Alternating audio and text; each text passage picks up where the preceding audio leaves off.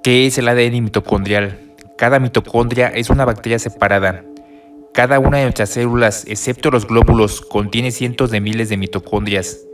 Las mitocondrias convierten el azúcar en forma de una molécula de glucosa en energía. Así que las mitocondrias son la base de la vida, porque sin ellas muchas de nuestras células simplemente no funcionarían. Y ya que son bacterias separadas, estas tienen su propio ADN que difiere del ADN humano.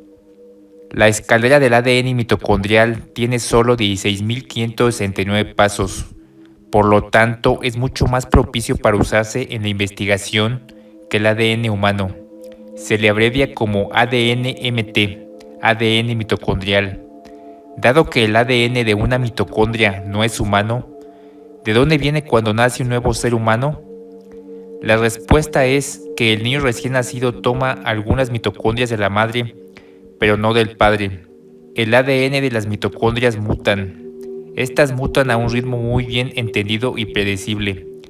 Al analizar el ADN mitocondrial de los seres humanos vivientes y compararlos con otros seres humanos, los científicos pueden determinar el linaje de la línea materna, de madres a hijas. Ellos pueden después tomar muestras antiguas del ADN mitocondrial, digamos de un diente o hueso que tiene miles de años de antigüedad, y comenzar a estudiar los patrones migratorios antiguos.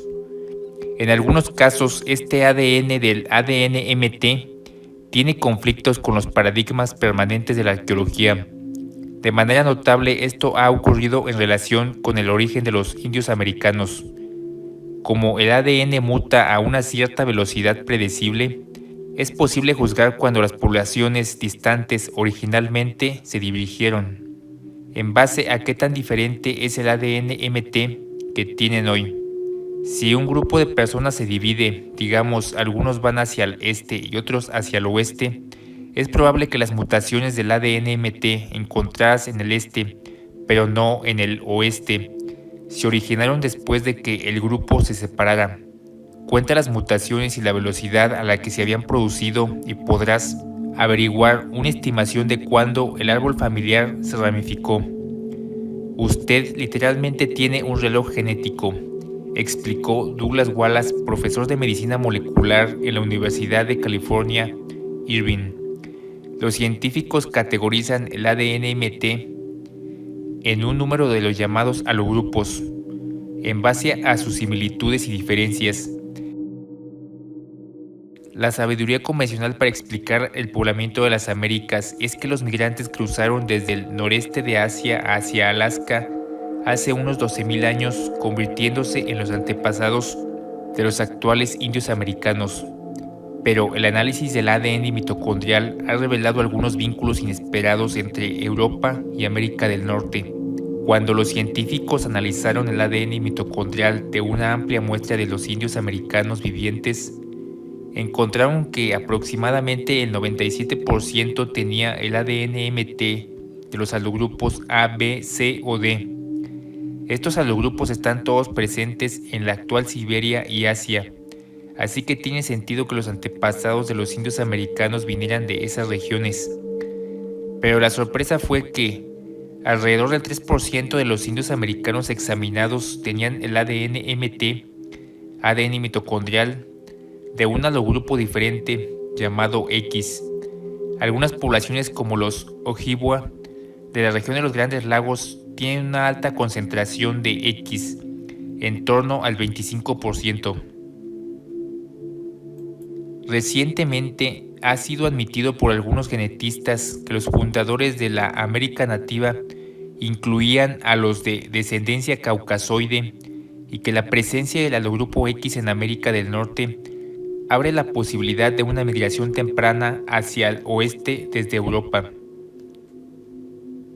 Exactamente, ¿cómo el halogrupo X llegó a América del Norte? Una pequeña cantidad se ha encontrado cerca de la cuenca del Tarim de China, famosa por sus antiguas momias caucásicas, pero definitivamente no es común en los asiáticos de hoy. Puede, sin embargo, ser encontrado en un porcentaje sustancial de la población europea del día presente. Al observar las diversas mutaciones dentro del halogrupo X, Los científicos son capaces de utilizar ese reloj genético para estimar cuándo los primeros europeos habrían llegado. Dependiendo del tamaño de un grupo que asumen fue al oeste, ellos llegaron a dos rangos de tiempo, hace ya sea entre 36.000 y 23.000 años o hace entre 17.000 y 12.000 años. El Halogrupo X definitivamente no llegó a América con los exploradores europeos en los últimos 500 años, ni tampoco llegó con Erik el Rojo y los vikingos.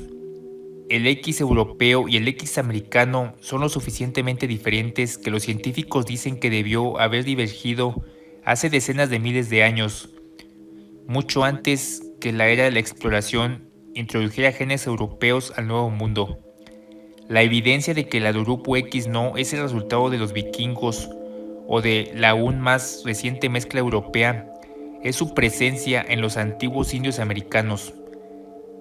Las muestras del ADN antiguo del sitio Norris Farms, el sitio Wendover y la cuenca del Amazonas exhiben los marcadores genéticos característicos encontrados en los individuos asignados al Halogrupo X.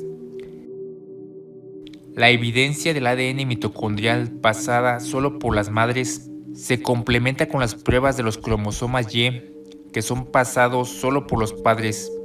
Los cromosomas Y de los indios americanos muestran una variedad de halogrupos, incluyendo los halogrupos 4 y 1C, que también son característicos de ciertas poblaciones de los pueblos judíos. El halogrupo 1C es bastante común en el Nuevo Mundo, que se ha propuesto como un importante halogrupo fundador para el Nuevo Mundo. En un estudio de 2001, el Halogrupo X fue identificado en restos de alrededor de 8.000 años de antigüedad, encontrados en varios cementerios en una zona tradicionalmente ocupada por los vascos, los Pirineos de Francia y España, en donde se ubican las pinturas rupestres del Cro-Magnon. Una vez demostrado el raro y misterioso Halogrupo X en la población vasca, así como en América del Norte, la balanza y la evidencia se mueve a una nueva dirección. Los descubrimientos del ADN mitocondrial indican que la población vasca se relaciona con la población indígena de América del Norte. Dado que estos resultados se obtuvieron a partir de cementerios antiguos de 6.000 a 8.000 años en la zona vasca, y ya que también eran antiguos en América del Norte, no fueron causados por las actividades después de Colón. Estos ahora revelan una conexión antigua. Las estimaciones de tiempo del Halogrupo X entrando a América eran en un principio inestables porque se han tomado muy pocas muestras, pero ahora parece que el Halogrupo X entró hacia el 28.000 antes de nuestra era y de nuevo hacia el 10.000 antes de nuestra era. Estos parecen ser olas de migraciones desde el Atlántico. La segunda ola corresponde a la fecha del hundimiento de la Atlántida a como fue dada por Platón. Esto debería contar como otro descubrimiento de apoyo. El origen común de ambas culturas paleolíticas de Europa y América desde la antigua civilización de la Atlántida tiene sentido total o como uno va reflexionando sobre la multitud de similitudes, especialmente genética y culturalmente. Cabe preguntarse ¿por qué entonces no hay un mayor grado de tipos raciales caucásicos visibles en la América de hoy? La respuesta puede ser explicada a través de la interacción entre los genes dominantes y recesivos. Una vez que los asiáticos y otros más recientes llegaron a los grupos A, D, comenzó el mestizaje con los anteriores y más antiguos nativos americanos, Halogrupo X. Los genes recesivos de cabello rubio rojo y los ojos azules casi desaparecieron por completo, pero a pesar de esta dilución de rasgos recesivos, todavía existen algunas pruebas de este tipo racial viejo en los antiguos indios americanos vivientes de hoy. Con una población de más de 300.000 personas en Chile, el araucano parece ser una de las poblaciones remanentes más significativas de esta época previa de rubios y pelirrojos en el Nuevo Mundo. En otros lugares los indígenas tienen un menor grado de este patrimonio caucasoide, aunque muchos indios norteamericanos son altos con largos cráneos estrechos, rasgos característicos de este tipo solutrense temprano. El araucano también es hasta un 20% RH negativo, poniéndolos a la altura de los vascos como uno de los más relacionados genéticamente a los paleolíticos europeos superiores originales. No solo es el RH negativo un gen recesivo, el cabello rubio, el cabello rojo, los ojos verdes y azules son todos genes recesivos y cualquier mezcla con individuos de ojos marrones, cabello negro, dará lugar a la desaparición de estas características visuales, pero aún pueden ser detectadas genéticamente. Debido al aislamiento de estos primeros habitantes, ellos se volvieron vulnerables a las enfermedades traídas desde afuera de América. Este proceso también fue observado en el Pacífico por los primeros exploradores. Las primeras historias de Tahití indican que más del 10% de la población era caucasoide, pero cuando otro barco llegó 8 meses más tarde, la mayoría de estos nativos de tipo caucásico ya habían sucumbido a la enfermedad provocada por el primer barco europeo. A pesar de esto, los polinesios colocaron a estas personas en alta estima y fueron encontrados a menudo en posiciones de poder dentro de la sociedad polinesia.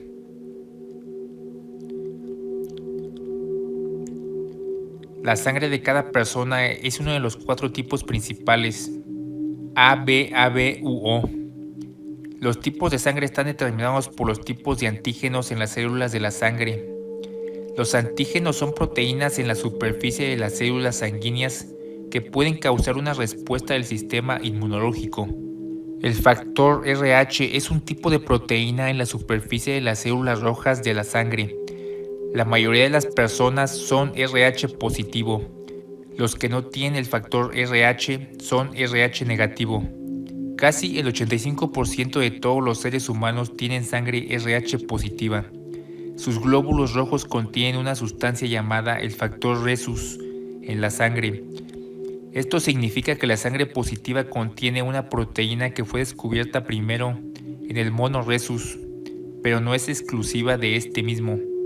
El antígeno es común entre todos los primates, aunque los chimpancés, por ejemplo, también tienen diferentes grupos sanguíneos. Estos no son los mismos que los grupos sanguíneos humanos. El RH negativo ha sido un tema digno de la atención para las mujeres con RH negativo embarazadas que aportan un hijo con RH positivo.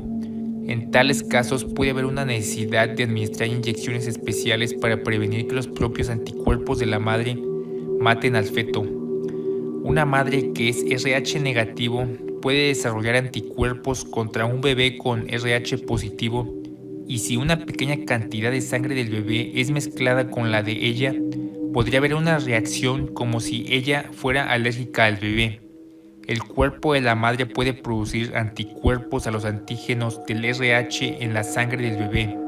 Esto significa que sus anticuerpos pueden atravesar la placenta y atacar a la sangre del bebé. Estos desglosan los glóbulos rojos del feto produciendo anemia, una condición potencialmente fatal cuando la sangre tiene un número bajo de glóbulos rojos. Esta condición se llama enfermedad hemolítica o anemia hemolítica. Puede llegar a ser lo suficientemente grave como para causar una enfermedad seria, daño cerebral o incluso la muerte del feto o del recién nacido.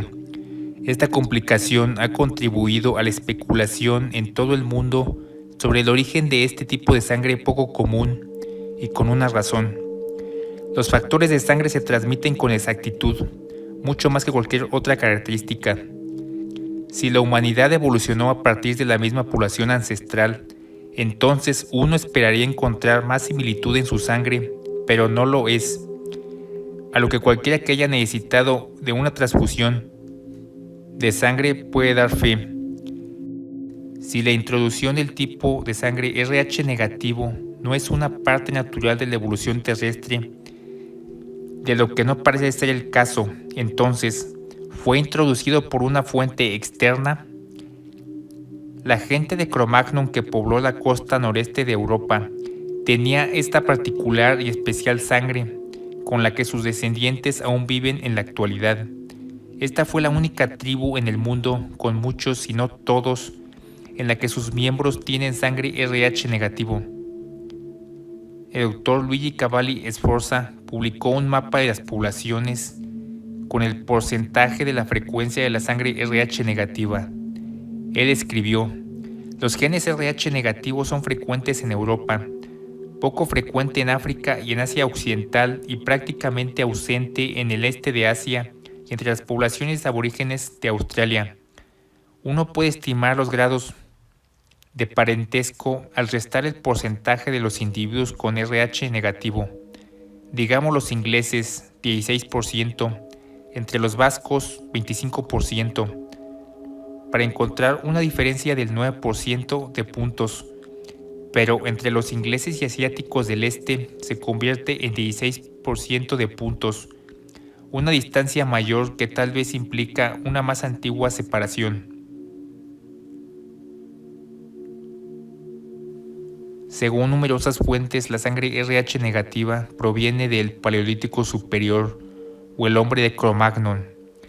Al observar las frecuencias del tipo de sangre RH negativo en diferentes demografías de la población, podría ser posible identificar un origen geográfico.